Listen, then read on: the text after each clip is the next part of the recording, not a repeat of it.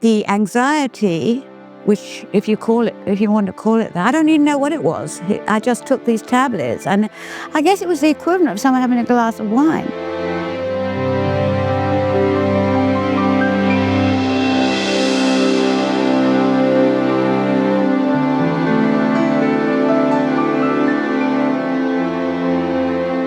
I think my illnesses, as such,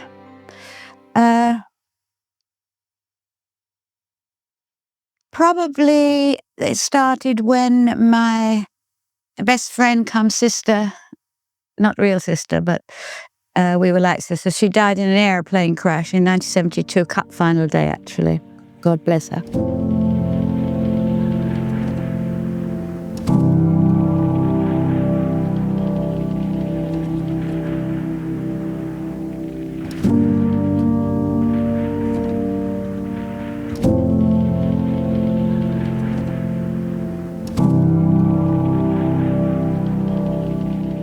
I went to Switzerland, some months after. I stayed with her family. It was dreadful. She was just 23, and we travelled everywhere together. But because she was going to see her fiance's family in Sicily, she went on her own. So the plane crashed in the mountains, and I think I was about 21 then.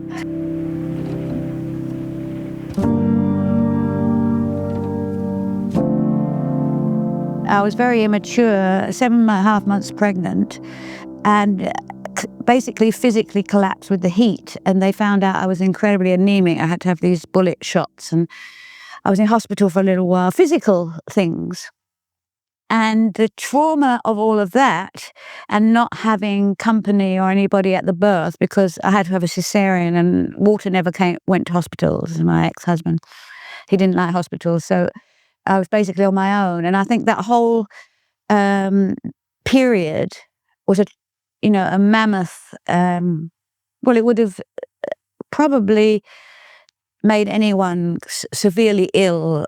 They would have been severely ill physically like I was, but it would have had mental repercussions. It's inevitable. The stress was awful. And then I couldn't walk after Zora was born because I didn't know it, but I had hypoglycemia. So the following 9 weeks in this house, in this country, with nobody to speak to, I had a maid, because you do there, but I couldn't speak to her. I didn't know anything about bringing up children or having, they were just basically on your own and I physically couldn't stand up. My gynecologist at that point thought I was suffering from anxiety, depression, postnatal depression. Without any family support, these magic pills, they came along and they discovered I had hypoglycemia. 2 weeks later, I was back at work.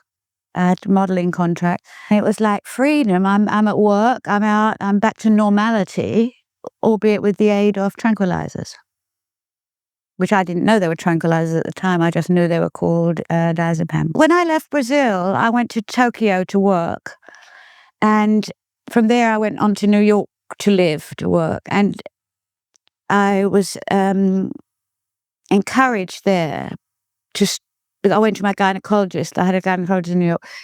And he was the first one to actually say to me, "Why are you taking these tablets? Do you know what they are?" And I said, "Yeah, they're to help my whatever it is with, I don't really know, no." And I tried to stop taking them then, and I couldn't. I had a breakdown. That was my first breakdown.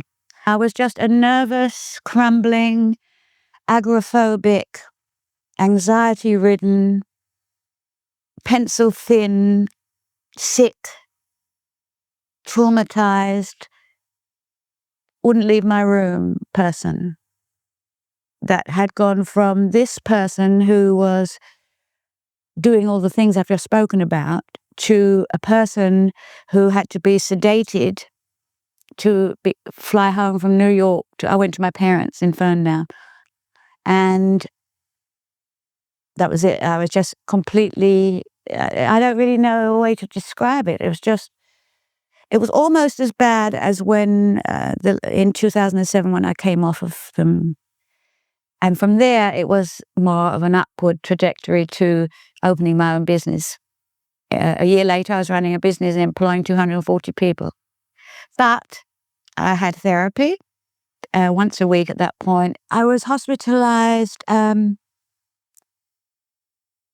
think 4 or 5 times in this area. Because from Bournemouth, I moved to London, met my partner, and became pregnant again. It's very important to say that I was told that a pregnancy would make me ill again, possibly. There's a very good chance of it. But I decided to go ahead with it, and I became ill again after my son was born. But by the time he was 10, that's when I was totally wound up and addicted. Through those years into diazepam. It was increased over that time. If I went to the bathroom, I had to have them with me in case the door didn't open. Paranoid thoughts, because I'm claustrophobic. So they actually, were with me. I hid them all over the place, and I had them everywhere. I didn't know it at the time. I just knew they were going to take my tranquilizers away. Whoever they are. And I was going in there for that reason. I had ECT. I've had ECT quite a few times for depression. And with me, I was very lucky. It helped. I hated it, but it helped.